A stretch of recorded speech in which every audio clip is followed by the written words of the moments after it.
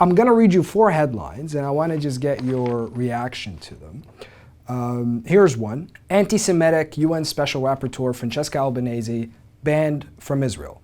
That's the Jerusalem Post. UN official called terror-sympathizing anti-Semite by Israeli ambassador as calls grow for her dismissal. Fox News.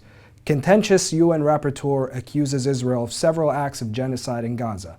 Times of Israel. Francesca Albanese must be fired from the UN. An editorial by the Jerusalem Post. I mean, there's others as well that you've seen, I know, but how do you react to all of this? Part of me would say that this is expected. This is to be expected because anyone who dares criticizing Israel's human rights performance, which is frankly what, for example, independent experts do vis-a-vis states. This is our job. Is attacked as an anti-Semite, as a pro-Palestinian, pro-Hamas, pro-terrorism. Part of it was expected.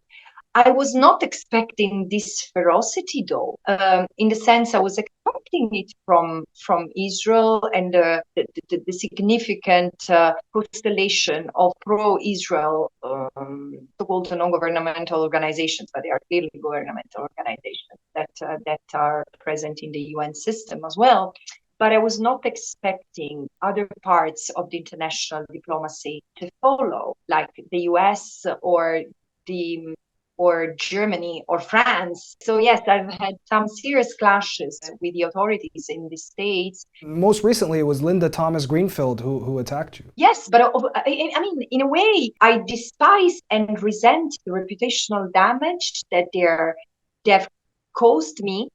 But at the same time, I mean, my very mandate and who I am, the way I interpret it, is a j'accuse toward them.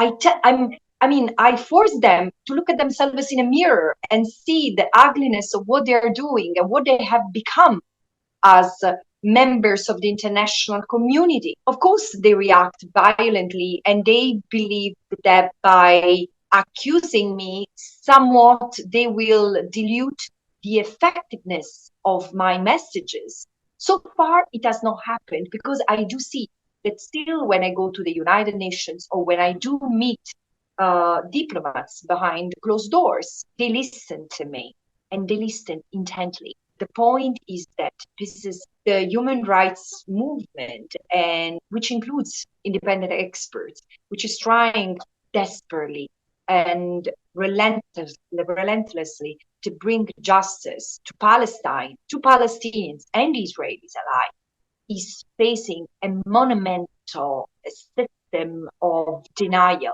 and closure. It's like if there was a fortress around Israel, and it's difficult to undo this. I have a responsibility to stand even more still and stronger in the face of these attacks, because I'm looked at not just by those who cannot stand me and my mandate, but by others who need to be inspired, who need to see that it's a moral obligation to stand on the side of justice. And yes, it comes at a cost. It comes at a huge cost.